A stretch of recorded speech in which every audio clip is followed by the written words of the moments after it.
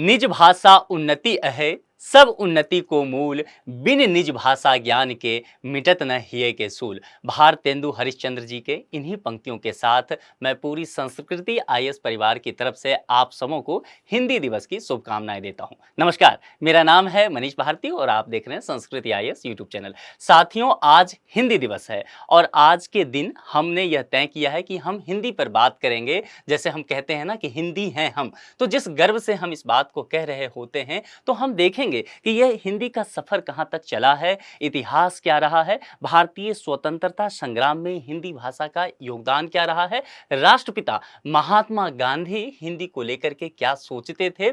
इसके अलावा हम यह भी देखेंगे कि वह वांछित लक्ष्य जहां हिंदी भाषा को पहुंचना चाहिए था, आखिर ऐसा क्या हुआ कि हम उस स्तर तक नहीं पहुंच पाए हैं। इसके अलावा हम यह भी समझेंगे कि संविधान में हिंदी भाषा को लेकर के क्या प्रावधान किया गया है। साथ ही हम यह भी देखेंगे कि हिंदी भाषा के उत्थान के लिए सरकार किस तरह के कार्यक्रम को आयोजित कर रही है। इसके अलावा हम यूपीएससी की भी चर्चा करेंगे, हिंदी भाषी जो छात्र हैं उनको लेकर के भी हम बात करेंगे। तो आगे बढ़ते हैं, उससे पहले एक सूचना संस्कृति आईएएस की तरफ से आपके लिए है और सूचना यह है कि नया फाउंडेशन बैच जो है उसकी शुरुआत होने वाली है संस्कृति आईएएस के दिल्ली सेंटर पे। तारीख रखा गया है 3 अक्टूबर का और समय जो रखा गया है इस बैच का वह दोपहर के 3 बजे इसे रखा गया है। फाउंडेशन बैच कहने का तात्पर्य यह होता है कि उसमें प्रीलिम्स और मेंस दोनों ही खंड की पूरी तैयारी आपको कराई जाएगी। यह कोर्स जो है हाइब्रिड मोड में आपके लिए उपलब्ध होगा। हाइब्रिड कहने का तात्पर्य है कि आप इसे कक्षा में ले सकते हैं, यानी कि आप ऑफलाइन तो ले ही सकते हैं,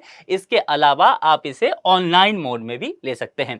संस्कृत आईएएस के सर्वश्रेष्ठ शिक्षकों की टीम से आप पूर्व से ही परिचित हैं। इस संबंध में विशेष जानकारी आपको चाहिए तो दिए गए नंबर पर आप कॉन्टैक्ट कर सकते हैं या संस्कृति आईएएस के वेबसाइट पे विजिट करके वहां भी अधिक जानकारी ले सकते हैं और कांटेक्ट करके आप नामांकन सुनिश्चित करवा सकते हैं।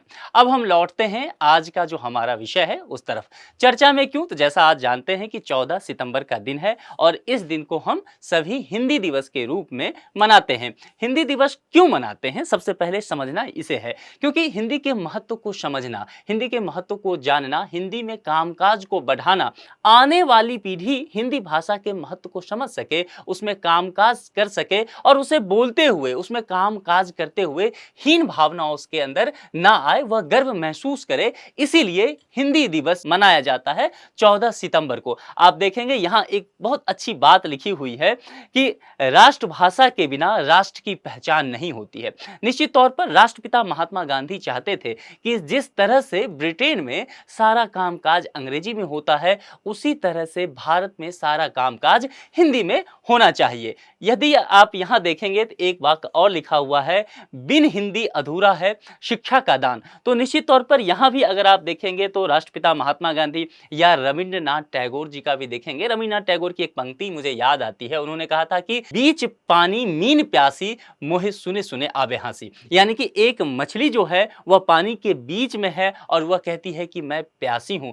कितना हास्यास्पद है। कहने का तात्पर्य यह है कि जो शिक्षा व्यवस्था है उसमें मातृभाषा में शिक्षा नहीं दी जा रही है, यानी कि शिक्षा जो है वह रटने की व्यवस्था बन गई है। तो शिक्षा मातृभाषा में होना चाहिए, निज भाषा में होना चाहिए। गांधी जी का भी यही ध्येय था। तो इन्हीं मुद्दों को लेकर के हम आगे बढ़ेंगे और हिंदी के पूरे सफर पर चर्चा करेंगे। सबसे पहले हमारे लिए यह जान लेना आवश्यक है कि 14 सितंबर ही क्यों नहीं 15 सितंबर को, क्यों नहीं 10 सितंबर को हम हिंदी दिवस मनाते हैं। तो 14 सितंबर का दिन इसीलिए चुना गया है, 14 सितंबर 1949 को संविधान सभा ने हिंदी को देश की राजभाषा के रूप में घोषित किया। इसके पीछे काफी कहानी है, हम आएंगे। फिलहाल आपको मैं थोड़ा सा फैक्ट बताते चलता हूं ताकि आपके लिए यह ज्यादा जरूरी है। आपको ये अगर परीक्षा वगैरह में आ गया फैक्ट तो आपके लिए आसान होगा। उस वक्त जो हमारे देश के प्रथम प्रधानमंत्री थे पंडित जवाहरलाल नेहरू, उन्होंने 14 सितंबर को हिंदी दिवस के रूप में मनाने का निर्णय लिया था। इनके द्वारा यह लिया गया था। कारण क्या है, अब आपको समझ में आ गया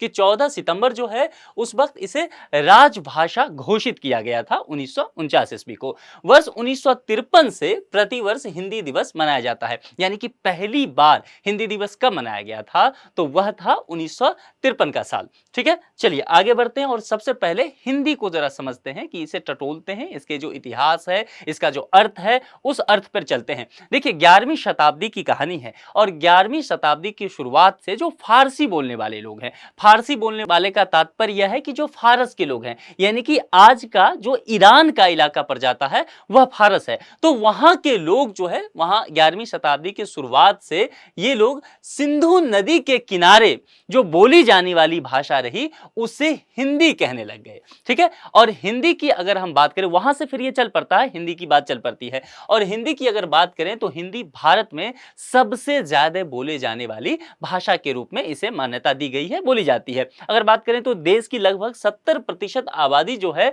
वह हिंदी की समझ रखती है और तकरीबन ऐसा माना गया है, अनुमान लगाया गया है कि आने वाले कुछ वर्षों में 60% आबादी जो है वह हिंदी बोलने की क्षमता हासिल कर लेगी। मैंड्रीन, स्पेनिश और अंग्रेजी भाषा के बाद हिंदी दुनिया की चौथी सबसे ज्यादा बोली जाने वाली भाषा मानी गई है। तो हिंदी के महत्व को आप समझ सकते हैं। बहुत सारे ऐसे देश हैं भारत के अलावा जहां हिंदी में कामकाज होता है, हिंदी बोली जाती है। उन देशों की अगर नाम देखें तो Fiji, Nepal, Singapore, Mauritius, Bangladesh, Pakistan और त्रिनिदाद एंड टोबैगो, जहां जहां भारतीय डायस्पोरा की संख्या अधिक है। इसमें आप कनाडा को भी जोड़ सकते हैं, हालांकि कनाडा में पंजाबी काफी वहां पर बोली जाती है, कामकाज भी होता है वहां पर, लेकिन हिंदी भी इसके अलावा वहां पर बोली जाती है। तो ये सभी देश वो देश हैं जो भारत के या तो पड़ोसी देश हैं, जैसे आप नेपाल देखेंगे, आप पाकिस्तान देखेंगे, बांग्लादेश देखेंगे, इसके अलावा वे सारे देश जहां पर भारतीय डायस्पोरा की संख्या अधिक है, उन सभी देशों में हिंदी जो है बोली जाती है। कई देशों में हिंदी कामकाज की भाषा मानी गई है। राष्ट्रभाषा और राजभाषा में अंतर समझ लीजिए, यह कंफ्यूजन जो है बहुत लोगों को रहता है। बहुत सारे लोग जो हैं हिंदी को राष्ट्रभाषा के रूप में देखते हैं, बोलते भी हैं। कई बार आपने काफी विद्वान लोगों के मुख से यह सुना होगा कि हिंदी हमारी राष्ट्रभाषा है। ध्यान रखना है, आधिकारिक तौर पर भारत सरकार के द्वारा ऐसा कभी नहीं कहा गया है, ना ही हमारा संविधान ऐसा कहता है कि हिंदी हमारी राष्ट्रभाषा है। हिंदी फिर है क्या हमारी? हिंदी हमारी जो है वह राजभाषा है। अब राष्ट्रभाषा का शाब्दिक अर्थ क्या होता है? तो पूरे देश में जो भाषा प्रयुक्त रूप से बोली जाती है, आम बोलचाल में है, कामकाज किया जाता है, आम नागरिकों के द्वारा जो है वहां के जन जो है वह उसे कामकाज में लाते हैं, वह राष्ट्रभाषा के रूप में माना जाएगा। लेकिन देखिए पूरी हिंदी जो है वो समूचे भारतवर्ष में ऐसा हिंदी के साथ नहीं होता है। हिंदी पूरे भारतवर्ष में कामकाज में नहीं आती है। अगर मैं दक्षिण भारत में स्थित राज्यों की बात करूं, जैसे कि तेलंगाना हो गया, आंध्र प्रदेश हो गया, कर्नाटक हो गया, तमिलनाडु हो गया, केरल हो गया, इन राज्यों में अगर आप देखेंगे तो हिंदी की बहुतायत नहीं है। वहां पर हिंदी भाषा जो है कामकाज में नहीं आता है। तेलुगु, तमिल, कन्नड़ या मलयालम, इन भाषाओं में काम होता है। इसी तरह अगर आप देखेंगे भारत के जो नॉर्थ ईस्ट के राज्य हैं, जो हमारे सेवन सिस्टर्स जिन्हें हम कहते हैं, वहां भी हिंदी में कामकाज कम होता है। वहां की क्षेत्रीय भाषाएं में कामकाज होता है या फिर इंग्लिश भी वहां बोली जाती है। तो भारतवर्ष के लिए तो यह कहा ही जाता है कि यह विविधताओं से भरा हुआ देश है। विविधता की जब बात करते हैं तो निश्चित तौर पर वह जाति, समाज, समुदाय, लिंग, खान पान, पहनावा ओढ़ावा, क्षेत्र और फिर एक भाषा। तो भाषा के आधार पे भी हमारे यहाँ विविधता पाई जाती है। आप हर कुछ किलोमीटर पे ऐसा देखेंगे कि यहाँ की भाषा बदल जाती है, एक नई क्षेत्रीय भाषा आपके सामने जो है उपस्थित हो जाएगी। तो कहा यह गया कि हिंदी एक ऐसी भाषा है जो संपूर्ण राष्ट्र को एक साथ पिरो करके रख सकती है। सी राजगोपालाचारी ने भी इस बात पर काफी जोर दिया था, उनकी चर्चा भी हम करेंगे। तो यहां आप फिलहाल ये समझ गए कि राष्ट्रभाषा का शाब्दिक अर्थ क्या होगा, और राजभाषा कहने का तात्पर्य है कि जितने भी राजकीय प्रयोजन होंगे, प्रशासनिक काम होंगे, उनके प्रयोग के लिए किसी देश ने कोई घोषित भाषा तय कर रखा हो। तो यहां पर राजभाषा की जब बात करेंगे तो हमारी राजभाषा हिंदी है, इंग्लिश भी है, इस बात का ध्यान रखना है। ठीक है, तो हिंदी आज से आप समझ लीजिए कि वह राजभाषा है, राष्ट्रीय भाषा नहीं है। आधिकारिक तौर पर ऐसा भारत सरकार या भारत की संविधान नहीं कहती है। ठीक है, आगे बढ़ते हैं। हालांकि देखिए समय समय पर यह मांग चलता रहा है विभिन्न संगठनों के द्वारा कि हिंदी भाषा को राष्ट्रीय भाषा का दर्जा दे दिया जाए, लेकिन फिलहाल ऐसा नहीं हुआ है। हिंदी का राजभाषा के रूप में विकास किस तरफ से हुआ है, देखिए यहां पर राजभाषा लिखा गया है, ध्यान देना है, राष्ट्रभाषा नहीं है। ठीक है, तो विकास का क्रम क्या रहा है उस पर हम थोड़ा सा नजर डालेंगे। देखिए 30 मई 1826 को उदंत मार्तंड नाम से पहला हिंदी भाषी अखबार जो है वह प्रकाशित हुआ था। भारतेंदु हरिश्चंद्र साहित्यकार हैं, जिनकी एक अभी रचना मैंने आपको हिंदी भाषा को लेकर के सुनाया भी, निज भाषा उन्नति है सब उन्नति को मूल। तो भारतेंदु हरिश्चंद्र हिंदी भाषा को लेकर के काफी आग्रही थे। हिंदी भाषा के विकास के लिए इन्होंने काफी काम किया। वर्ष 1868 में काशी से वचन सुधा के प्रकाशन के माध्यम से हिंदी लेखकों को इन्होंने प्रेरित किया कि आप जो है कामकाज जो है, आप लेखन का काम है वह हिंदी में किया कीजिए। राष्ट्रपिता महात्मा गांधी को लेकर के मैंने बात की ही। राष्ट्रपिता महात्मा गांधी जब अफ्रीका से लौट करके आते हैं और भारत में उन्होंने जो अफ्रीका में सीखा उसका प्रयोग करते हैं, तब जाकर के उन्हें लगता है कि हिंदी एकमात्र ऐसी भाषा है इस देश की जो सभी राज्यों के लोगों को, तमाम जनमानस को एक साथ जोड़ सकती है। तो महात्मा गांधी हमेशा से इस बात पर जोर देते रहे कि हिंदी जो है स्वतंत्रता संग्राम की भाषा बन जाए, ताकि सभी लोग एक सूत्र में बंध जाए। राष्ट्रपिता महात्मा गांधी ने साल 1918 में आयोजित हिंदी साहित्य सम्मेलन में हिंदी को राष्ट्रीय भाषा जो देने का आग्रह किया था। लेकिन उस समय क्या हुआ, राष्ट्रीय भाषा, यहां ध्यान दीजिए, मैंने अभी आप कहा था कि हिंदी हमारी राष्ट्रीय भाषा नहीं है, लेकिन विभिन्न संगठन इसका मांग करते रहे, विभिन्न व्यक्ति मांग करते रहे, उसमें हमारे राष्ट्रपिता महात्मा गांधी हैं और उन्होंने 1918 में इसकी मांग की थी, आग्रह किया था। लेकिन उस वक्त सहमति नहीं बन पाई। उस सम्मेलन में बहुत सारे ऐसे लोग थे जिन्होंने इस मांग को अस्वीकार कर दिया, वो इस मांग से सहमत नहीं हुए, क्योंकि उन्हें क्षेत्रीय भाषा की पहचान का एक दबाव था। उन्हें लगता था कि उनकी क्षेत्रीय भाषा जो है वह कहीं ना कहीं इससे धूमिल हो जाएगी। तो उस वक्त फिर इस बात पर सहमति नहीं बन पाई थी। हालांकि गांधी जी सी राजगोपालाचारी जो तमिल के थे, तमिल भाषी थे, उनको उन्होंने यह दायित्व दिया था कि आप दक्षिण भारतीय राज्य जो हैं, वह क्षेत्र जो दक्षिण भारत का है, वहां पर हिंदी के लिए प्रचार प्रसार के लिए काम कीजिए, क्योंकि अगर हिंदी का प्रचार प्रसार वहां होगा, उत्तर दक्षिण पूर्व पश्चिम, तो राष्ट्रीय आंदोलन जो है वह लोगों की एक भाषा हिंदी बन जाएगी और फिर जो है राष्ट्रीय आंदोलन पुरजोर तरीके से आगे बढ़ जाएगा। तमिल भाषी रहते हैं चक्रवर्ती राजगोपालाचारी, और इन्होंने गांधी जी के बात को मानते हुए दक्षिण भारतीय राज्य में हिंदी भाषा के बढ़ावा देने के लिए काफी काम भी किया था।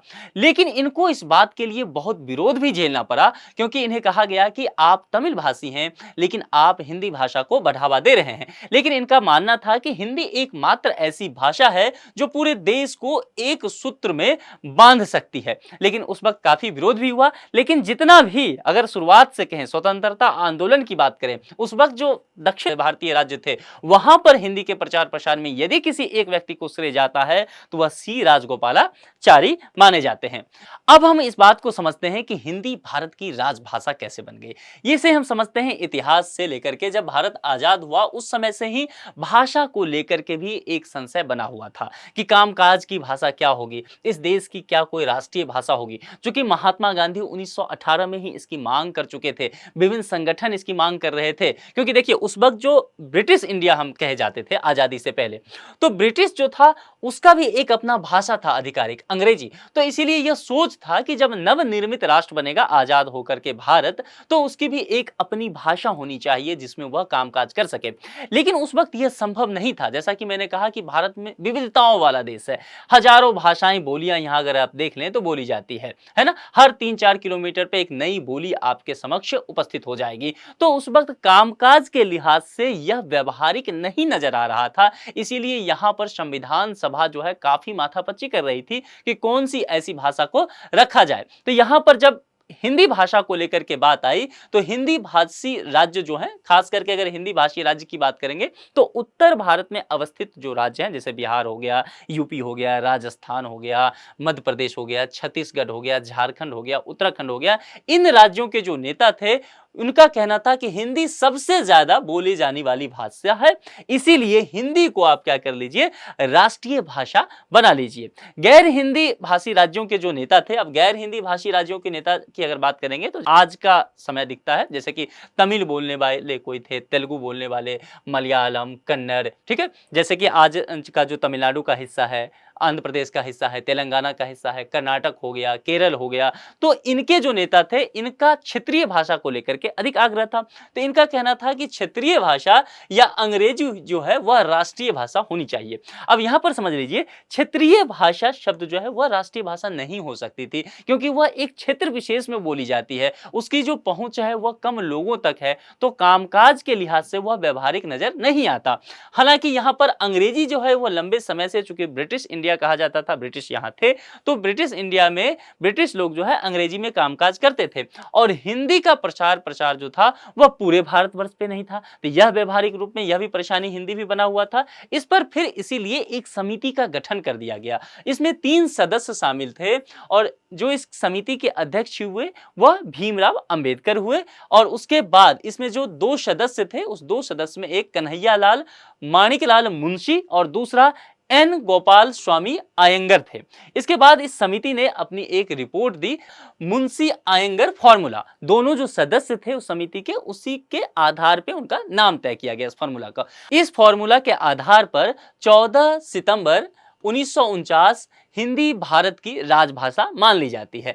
संविधान लागू होने की तारीख कब थी? तो 26 जनवरी 1950। तो इसी तारीख से अगले 15 साल यानी कि 26 जनवरी 1965 तक अंग्रेजी भाषा का प्रयोग होगा। अब आप यहां समझ लीजिए, यहां पर राजभाषा जो है 14 सितंबर 1949 को हिंदी राजभाषा बन जाती है। लेकिन एक बात जोड़ा जाता है कि संविधान जिस दिन से लागू हुआ यानी कि 26 जनवरी 1950, तो 15 साल का एक टाइम दिया गया कि 15 साल तक जो है अंग्रेजी में कामकाज होने दीजिए, और 15 साल बाद स्वतः जो है हिंदी भाषा उसका जगह ले लेगी, क्योंकि ऐसा माना गया कि भारत सरकार हिंदी के प्रचार प्रसार के लिए इतना काम कर लेगी कि लोग जो है वह जनमानस सहज हो जाएंगे हिंदी भाषा के साथ।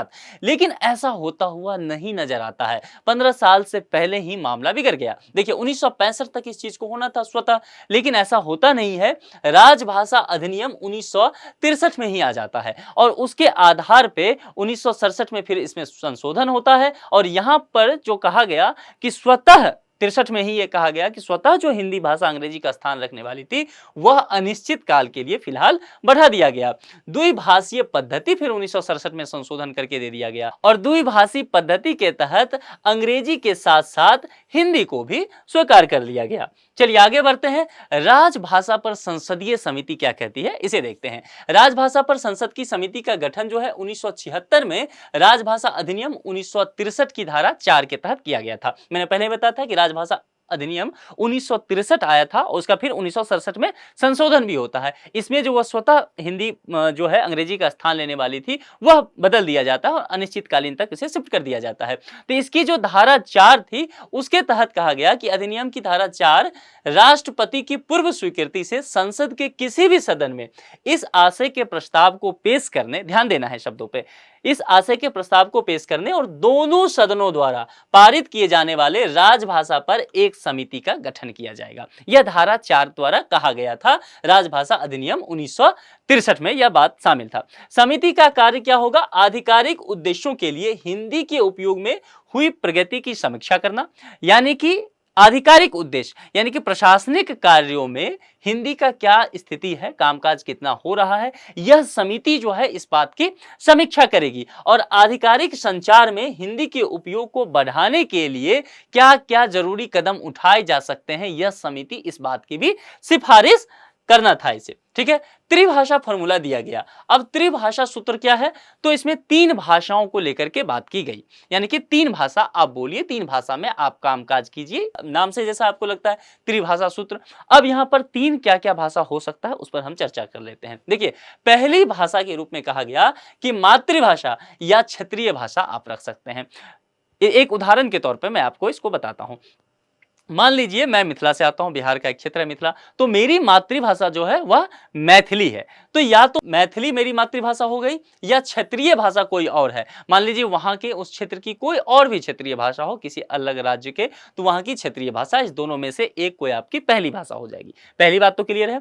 अब दूसरी भाषा क्या हो सकती है? दूसरी भाषा के लिए कहा गया कि जो हिंदी भाषी राज्य हो तो हिंदी भाषी राज्य में आप जो है अन्य कोई भारतीय भाषा है उसे रख सकते हैं, या अंग्रेजी गैर हिंदी भाषी राज्यों में या आप क्या कर सकते हैं, हिंदी या अंग्रेजी भी इसे रख सकते हैं। अब तीसरी भाषा की जब बात की गई तो तीसरी भाषा में कहा गया कि हिंदी भाषी राज्यों में या अंग्रेजी या कोई अन्य भारतीय भाषा हो, क्योंकि मान लीजिए कोई राज्य है जहां हिंदी ही मूल भाषा है तो वहां पर तीसरी भाषा के रूप में आप अंग्रेजी और भारतीय भाषा को रख लीजिए। पहली क्षेत्रीय या मातृभाषा आपकी होगी, गैर हिंदी भाषी राज्य में या अंग्रेजी या अन्य भारतीय भाषा हो सकती है। मतलब मूल तरह से आप इसका निचोड़ समझिए, तीन भाषा का जो फॉर्मूला दिया गया इसमें कहीं ना कहीं यह बात तय किया गया कि एक आप क्षेत्रीय भाषा रख लीजिए या जो भी आपकी मातृभाषा हो, ठीक है। जैसे कि तमिलनाडु में कोई व्यक्ति जन्म लिया है तो ये मान के चल रहे हैं कि उसकी जो मातृभाषा होगी, क्षेत्रीय भाषा होगी, वह तमिल होगा। इसके अलावा दो अन्य भाषाओं में उसका कामकाज हो सकता है, जैसे कि एक हिंदी में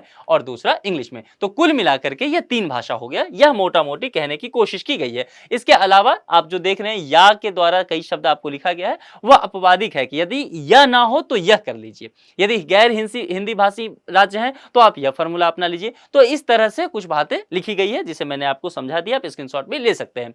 अब भाषा से संबंधित जो है संवैधानिक प्रावधान क्या क्या है इसे देखना हमारे लिए जरूरी है। अनुच्छेद 343 के तहत यह कहा गया कि संघ की राजभाषा होगी, तो संघ की राजभाषा के रूप में हिंदी को रखा गया और लिपि जो है देवनागरी।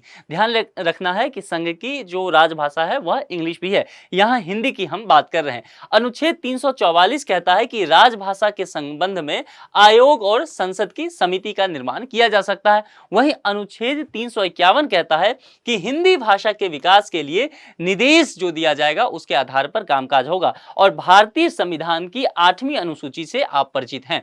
8वीं अनुसूची में 22 भाषाओं को रखा गया है जिसमें एक भाषा हिंदी भी शामिल है। चलिए आगे बढ़ते हैं। कम होता हिंदी का महत्व, आखिर हिंदी का महत्व है वह उस स्तर तक क्यों नहीं पहुंच पाया जहां कि हमारे लिए वांछनीय था। देखिए कोई भी भाषा हो जब तक उस भाषा को आप रोजगार की भाषा नहीं बता देते हैं तब तक उस भाषा का उत्थान होना नामुमकिन है, मुश्किल है। और भारत में यही बात हिंदी को लेकर के रह गई। आप किसी भी इंटरव्यू को देने जाएंगे तो वहां पर खास करके प्राइवेट सेक्टर, हालांकि देखिए यूपीएससी में अगर आप इंटरव्यू देना चाहते हैं तो आप हिंदी भाषा में दे सकते हैं, कोई दिक्कत नहीं है, मैं इस पर बात करूंगा, ठीक है। लेकिन अगर यहां पर देखें रोजगार की भाषा को लेकर के बात करेंगे तो जब भी आप साक्षात्कार देने जाएंगे कहीं पर तो आप पाएंगे कि वहां पर आपको यह कई बार व्यवस्था होगी कि आपको अंग्रेजी बोलना पड़ेगा। यदि आप अंग्रेजी नहीं जानते हैं या अच्छे से नहीं जानते हैं तो आपको समस्या आ सकती है, संभव है आप